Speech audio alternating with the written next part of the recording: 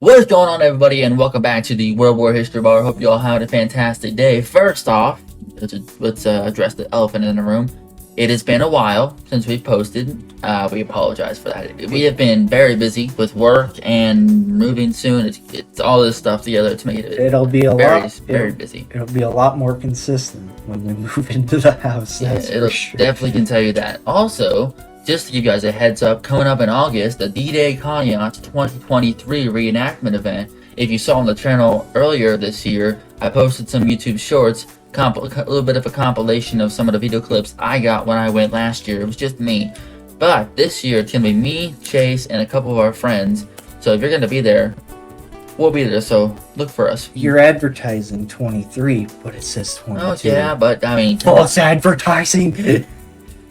Alrighty. Well, yeah, with all that said, let's get into the first episode of a new series we want to try out.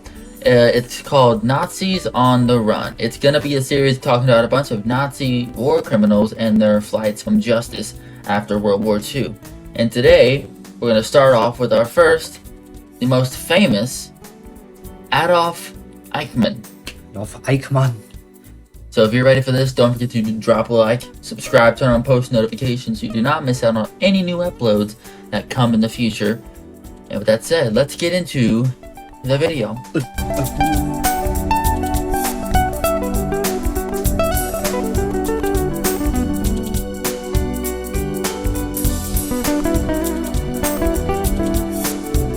So,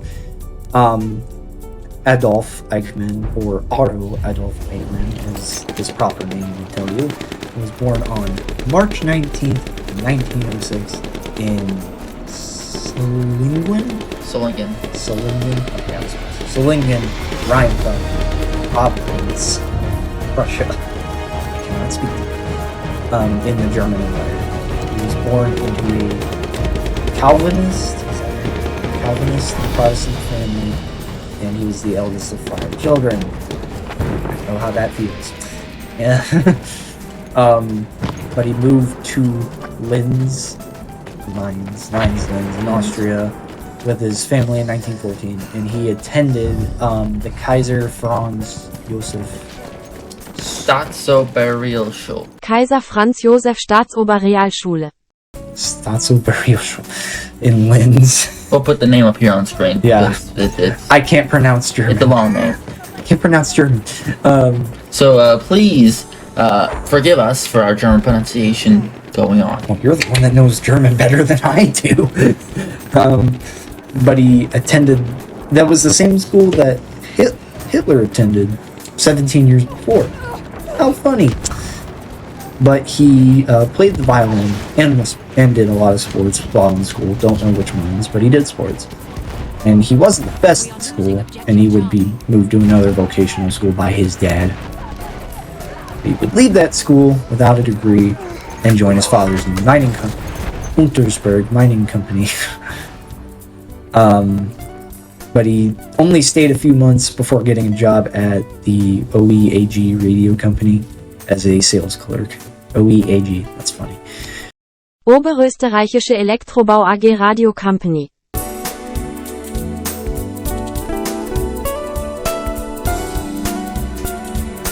And in 1932, on the advice of his family, friend, and local SS leader Ernst Kaltenbrunner, close enough, Eichmann joined the Austrian Nazi Party and the SS 7 months later. This regiment was SS Standard 37, which was responsible for guarding the headquarters in Linz. And after the Nazis were banned in Austria, which is funny, Eichmann fled to Germany and started to smuggle Nazi propaganda into Austria. Along with other supporters to try to start up a little bit of a coup in the country. Little bit of a coup, eh? Early 1938 stuff. Anyway, that regiment would later be dissolved, and Eichmann would be promoted to SS Scharführer. SS Scharführer. SS Scharführer, which means squad leader, which is also an equivalent to a corporal. And he would also be quartered in barracks next to Dachau concentration camp. Not a very good place to be, if I'm being honest. But ironically, he would request a transfer to the SD, Sturmtroopers, essentially. Or the German word is Sicherheitsdienst. Or brown shirts. Yeah. But he requested a transfer to escape the monotony of military training and service at Dachau. Funny, he was just lazy. So as part of the SD, he would be assigned to organize seized ritual objects for proposed museums, including an anti-Masonic exhibit, which was popular among the Nazi high command. And then he would be transferred again to the Jewish department, section 2/112 of the SD in Berlin, and he was assigned to study and prepare reports on the Zionist movement and various Jewish organizations. At some point in his life, he found a girl, and he would marry this girl, and her name was Veronica Leibel in 1935. And they would have 4 sons. The first one was named Klaus. The second one was named Horst Adolf. I didn't know he had 2 names. Third one was Dieter Helmut. And then the fourth, and the most unique one, Otto Francisco. Eichmann was promoted to SS Hauptscharführer. God, that's the name. SS Hauptscharführer. In 1936, and commissioned as an SS Untersturmführer the following year. SS Untersturmführer. I pronounce that one. Eichmann would travel to British Mandatory Palestine in 1937 to try and strike a deal to have all of Germany's Jews move there. And that failed gloriously. Aha, in your face. He would then be assigned to Vienna to help organize the immigration from Austria after the Anschluss. And in 1938, Eichmann was promoted to SS Obersturmführer and was appointed to the Central Agency for Jewish Immigration in Vienna. And then after the invasion of Poland, a plan was put into play by Reinhard Heydrich, good old SA security man himself, to concentrate all of Poland's Jews into the main cities for expulsion from German territory. And then after that, Eichmann would be moved to Prague, and then to Berlin to be appointed to the Reich Central Office for Jewish Immigration for the whole Reich.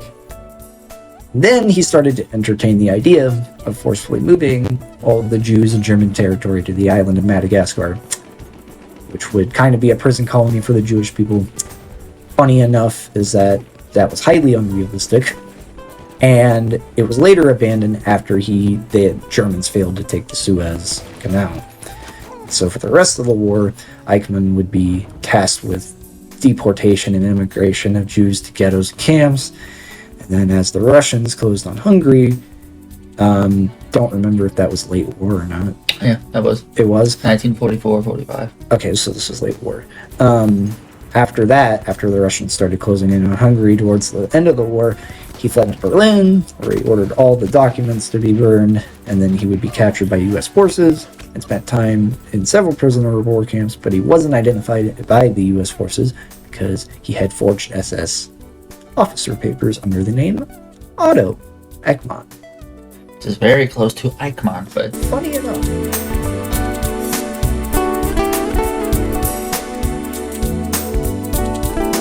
But also at the time, a lot of high-ranking SS generals and stuff like that, they all had these fake names, but also the Allies didn't really know who they were looking for at this time.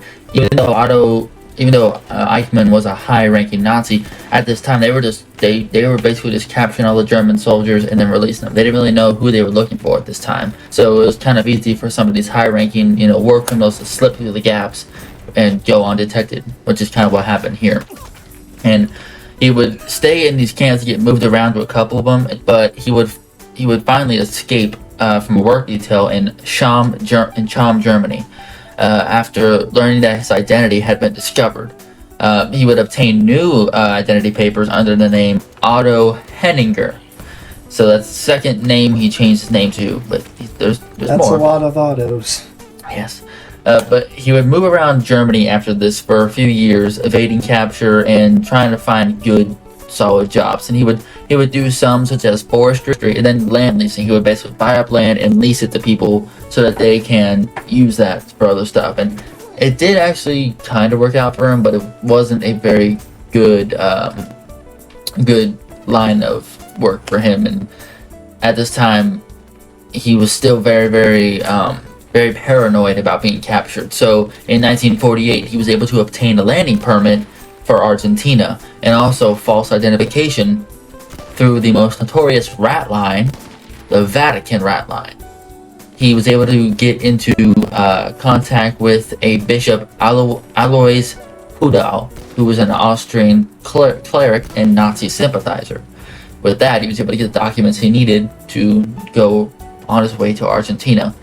And these documents, as I said, were enabled him to get the Committee of the Red Cross Humanitarian Passport under the name of Ricardo Clement, which is the name he would change to and be the last one he would change his name to. And later, the remaining entry permits he was able to get through this passport in 1950. He would then, on the 17th of June 1950, he would depart for Argentina from the port in Genoa, and he would arrive in Buenos Aires on July 14th. He would initially, when he got there, he settled in the Tucumán province as a government contractor, but he wouldn't hold this job very long, and he would go through a whole series of low-paying jobs until he was able to find a good, solid job at a Mercedes factory in Buenos Aires, where he rose to the department head and actually had made a decent earning. And he would move his family into a small house at 16 Garibaldi Street in 1960. This would be the last house he would stay in. Is that house still standing? No, and it's also got a different address. I think it was 3663 Garibaldi or something like that. They've changed the address because obviously the city's expanded since then. Because this street was on the outskirts of the city, so it was kind of a more... Buenos Aires is huge. Yeah, it was kind of a more country road, but now it's obviously the city's expanded, so now it's kind of in the middle of the city.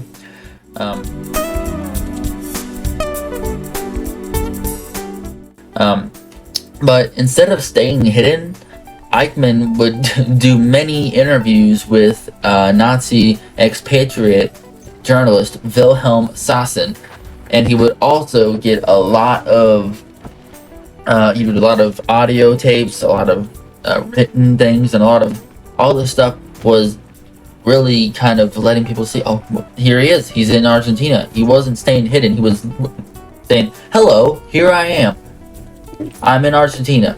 That's basically what he was doing, while other Nazis were staying hidden, using fake names and not drawing attention to themselves. And during this time, while he was shouting to the world, hi, here I am, world famous Nazi hunter Simon Wiesenthal was dedicating himself to hunting down Eichmann, and he was given these kind of notes that claimed that Eichmann was sighted in Buenos Aires. He would then pass this info to the Israeli consulate in Vienna, who would then send this to the Mossad, which is the Israeli secret service, who would then go on to investigate and soon capture him. Now, Lothar Hermann was a Jewish German who had emigrated to Argentina prior to World War II to, avoid the anti-Semitism that was obviously one of the main things in Germany at the time. And he had a daughter who actually started to date Eichmann's son, Klaus. And basically what Lothar did was make his sister kind of like a spy almost. Even what would look like they were just dating, she was actually getting information about them and giving it back to Lothar, who would then send it to the Mossad. So they were getting all this information about him, and Eichmann was none the wiser. And basically, after all this information was sent back to them, basically the reason he sent it to the Israelis was that he didn't trust the Germans, because originally he was going to send it to Germany, but he didn't trust them because he thought that they would see, oh, these people are trying to find him. Hey, Eichmann, they're trying to find you. And Eichmann would flee and never be heard from again. So he sent it to Israel, who he knew would actually take action because he was a major war criminal in the Nazis during World War II. So, with that said, after getting all this information, the leader of the Mossad, his last name was Harel, he basically dispatched Shin Bet, the chief interrogator Zvi Aharani, to Buenos Aires on the 1st of March 1960 with the task of confirming Eichmann's identity, because they didn't want to go in and get this person if they didn't know that this was Eichmann. So they sent them, and they went in for a few weeks, and they basically got as much information about him as possible to make sure they could confirm that it was Adolf Eichmann. And they were able to. They actually successfully were able to confirm, yep, this is Adolf Eichmann, living in Buenos Aires under the name Ricardo Clement. And then it was, how are we going to get him out? Their first thought was, we can ask Argentina for extradition, for a request to extradite him to Israel.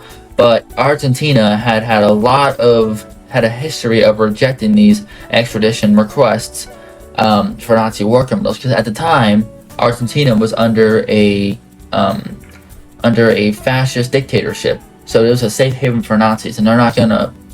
And the Argentines actually sympathize with the Nazis, so they're not gonna give them up to the law, just like that. So the Prime Minister of Israel, David Ben Gurion, decided, all right, fine, if we're not going to get a extradition request, then let's just go in and capture him. We'll kidnap him and we'll bring him back to Israel by ourselves without anybody knowing, which is highly illegal. But I mean, they needed to get him back. If they didn't, then there was no way they were going to get him in the future. So an 8-man team was sent to Argentina, all different locations at different times, to not raise any suspicion, because if they did all come at the same time, there'd be a lot of suspicion, especially since a lot of rumors have been going around that people were looking for Nazis in this area. So when they all arrived, they all met at a house that they had rented. They called this the meeting house. They used this place as a holding cell for Adolf Eichmann after they captured him. But they basically, what they did for the next couple of weeks, they went to Garibaldi Street and they basically tracked Eichmann the entire time. They noted every single part of his routine, from to the tiniest detail. Like, he got up at this time, he went to work at this time on this bus, and this was his route, and he got home at this time exactly every single night. And it kind of made it easy for them, because Eichmann got home at the exact time every single night on this exact bus. So with all that information, they came up with an idea. They were going to set up on Garibaldi Street, and when he got off the bus at night, he was going to start walking to his house, and they were going to basically look like their car had broken down, and they were going to say, "Hey, sir, can you help me? We need your help." And he was going to be like, come over and start helping, and then they were going to jump in. So on the day that they were going to do this, they got everything set up. They were all set up and ready to go. They had the car sitting there. They had two guys. One guy was up front, looking at the car. The other person was in the car, and then there was another guy standing out on the road, acting like he was looking for someone to help. Then they had another car just down the street with its lights off, and the guys trying to basically look as inconspicuous as possible. Basically was backup in case the three original guys were struggling. And they waited. And waited. The first bus came that he normally gets off at, then they're confused. He doesn't get off. He's not there. So they start thinking, maybe he didn't get off, maybe he's not coming home today. They almost abandoned the plan. But the next bus comes. Off comes Adolf Eichmann. Starts walking toward his house, and one of the Mossad agents comes over and says, "Hey, sir, can you help me, please? I'm having problems with my car." Eichmann's very skittish, he's like, "Whoa, wait, this is very suspicious." And he doesn't start going up immediately. He actually steps back a little bit, and he starts to go to grab something out of coat, and the Mossad agents immediately think he has a gun, so they jump him, and they tussle with him for a while, and they finally get him down. They get him all bundled up into the car, and then they speed away back to the Mossad safe house. And now they do all these tests, they do all these things, make him write down a confession, all this stuff to confirm that this guy was him, and they get all the information, and they're holding him there. Now they have to decide, how are we going to get him out of Argentina? Because if they try to take him to the airport, it can be very sketchy, trying to get him on a normal flight, and also there's no flights from Argentina to Israel. So what do? Well, this is where they get lucky, because at this exact same time, it's the 150th anniversary of the May Revolution, and some Israeli diplomats have flown in to Buenos Aires to help to celebrate. So they come up with the plan. They're gonna put him on this plane and fly out on this plane. So after 9 days of holding him in this house and basically doing everything for him, because he's blinded, he can't see anything, so they have to help him in the bathroom too. Ugh, rough. They no one wants to see that. They get their doctor they have with them. They have him drug Eichmann, or it basically make him look like he's incredibly drunk to where he can't really respond or do anything, but he's still alive and fine. They dress him in flight attendant's uniform, and then they put him in the car, drive him to the airport. And as they're going up to the airport, up to the plane to get in, the security guard stops him and asks, "What's going on with this guy?" And like, "Oh, he went out last night, partied on at the clubs. He's too drunk." And the guy's like, "All right, yeah, I understand. I do that all the time. All right, you're good." They take him onto the plane, and everything seems good. And they're moving toward the runway. Then they were stopped. The flight tower is like, "You can't leave," and they're all looking around like, "What's going on? Is this it? Are we done for?" One of the guys leaves, goes over to him, and they hadn't signed a paper right or something, or they hadn't signed the flight papers correctly. So they fill it out, everything is good, and they fly off, everything is fine.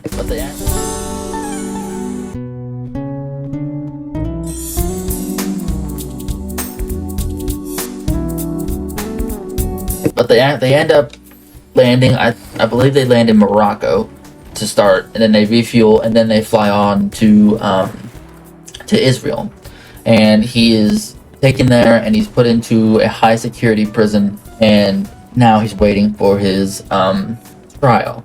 Now, when the news of his abduction reaches Argentina, it absolutely sets off a bomb of anti-Semitic acts all throughout Argentina by far-right elements.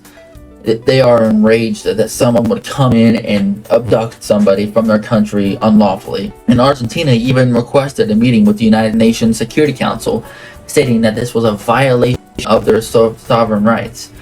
But they were unable to get any sympathy. No one was able to, they didn't get anything worked out, so they had to abandon the plan, unfortunately, for them. Eichmann would be held in the fortified station at Jaeger for about 9 months before his trial, and he would be put on trial, and he would use the same old excuse as all Nazi war criminals. "I was following orders. I had no choice. If I didn't, stuff would happen." Basically trying to say that no blame should be put on him. He was just forced into doing this, but in reality, he knew what he was doing. He did it. He knew what he was doing. There was no way about it, and there were even some Holocaust survivors who came to the trial and testified against him, along with Simon Wiesenthal, who also came to the trial. And it was pretty much a done deal from the beginning. There was no way that he was going to get acquitted or anything.